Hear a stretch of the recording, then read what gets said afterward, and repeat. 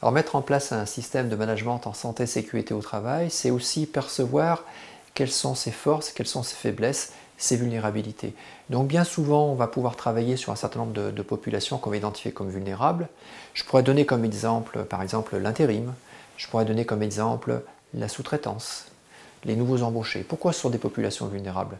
Ce ne sont pas des personnes qui sont moins compétentes que les autres, mais ce sont des personnes qui parfois vont intervenir dans un environnement particulier.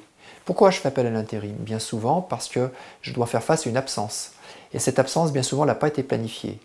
C'est Pierre, c'est Michel qui est absent parce qu'effectivement, il a été détecté comme cas contact. Et donc, il a eu l'information hier soir, il a appelé le chef ce matin, et au pied levé, il faut changer, il faut le remplacer parce qu'en fait, il y a la bétonnière qui arrive, on va couler le béton.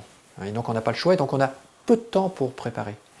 Donc on est dans un système de travail qui va être en mode dégradé puisque toutes les conditions ne sont pas requises et au pied levé, il faut que je remplace un collaborateur. Un collaborateur qui est compétent, qui a l'habitude de travailler par quelqu'un qui sera nouveau. C'est aussi faire appel à de la main-d'œuvre qualifiée dans un contexte de surcroît d'activité. Alors que le management est pris à la gorge parce qu'effectivement on est en retard sur les délais, il faut qu'on fasse appel à de la main-d'œuvre supplémentaire. Et cette main-d'œuvre, elle sera nouvelle sur le chantier, donc elle ne connaît pas tous les tenants et aboutissants, elle ne connaît pas tous les risques, tout l'environnement de travail, alors que l'équipe et le collectif, elles en sont informées depuis plusieurs semaines.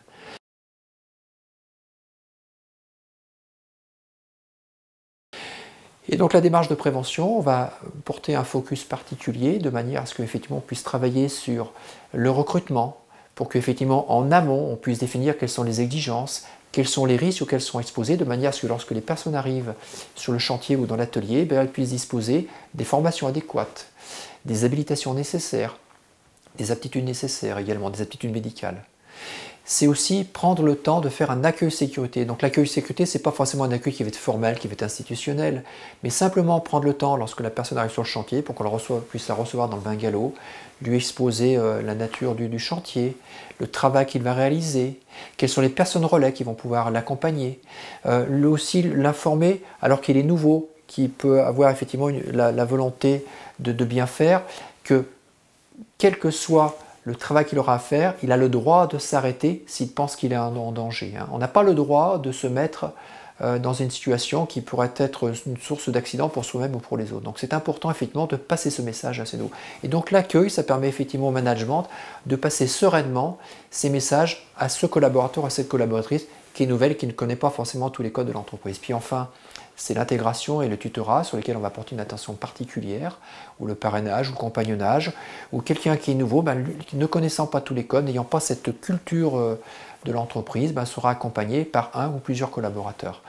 Donc la santé-sécurité, c'est porter un focus particulier sur des vulnérabilités. Ces vulnérabilités, elles sont propres à l'organisation, mais elles peuvent être propres à des populations. Je vous donnerai quelques chiffres. Il y a des statistiques qui ont été faites par le syndicat de l'intérim, le prisme, dans la métallurgie notamment. Dans la métallurgie, le taux de fréquence des accidents de travail est de 20, ça veut dire qu'on va avoir le nombre d'accidents divisé par le nombre de travailleurs multiplié par 1 million, qui est le ratio qui permet de définir le taux de fréquence d'accident est de 20 pour la population qui intervient dans le domaine de l'industrie métallurgique. Cette même population intérimaire qui intervient sur ce même secteur, le taux de fréquence est de 40. C'est-à-dire qu'un intérimaire a 2 fois plus d'accidents qu'un salarié employé dans le secteur organique. Et donc la démarche de prévention doit permettre de porter un focus particulier pour mieux accueillir, mieux préparer, mieux encadrer ces personnes qui interviennent dans des conditions nouvelles, alors même qu'on est dans une situation bien souvent où on est effectivement pressé par les délais, pressé par l'exigence, mais pour aller plus vite en matière de santé et sécurité, il faut comprendre qu'il faut prendre parfois le temps de s'arrêter pour mieux préparer le travail, ce qui permettra de faire le travail qu'une seule fois et de réussir du premier coup.